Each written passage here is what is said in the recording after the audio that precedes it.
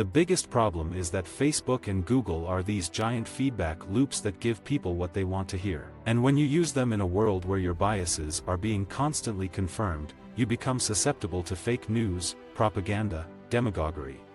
We've been merging with tools since the beginning of human evolution, and arguably, that's one of the things that makes us human beings. Mark Zuckerberg talks about telepathy, and Elon Musk has invested in trying to create a brain-machine interface.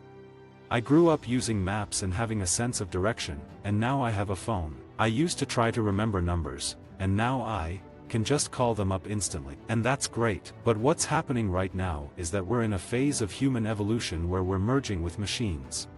Monopolists always defend their monopolies by arguing that competition is wasteful. When the railroad barons completed their monopoly, they argued it would be wasteful to have competing rail lines. AT&T said the same thing. But today, the size and scope of these monopolies is different.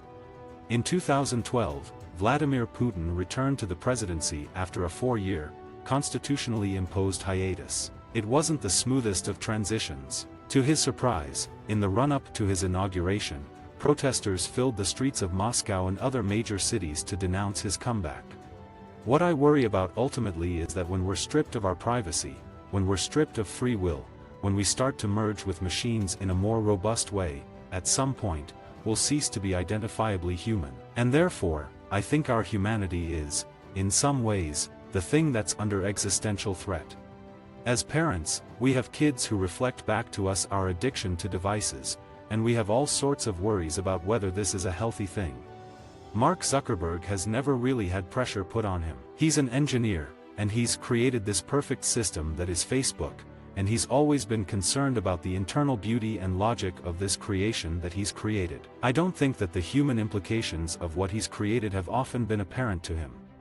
Donald Trump's interest in Russia dates back to Soviet times. In fact, there's extraordinary footage of him shaking hands with Mikhail Gorbachev. It comes from 1988, the peak of perestroika and Gorbachev's efforts to charm the American public. Visit our website for more quotes, quoting.com.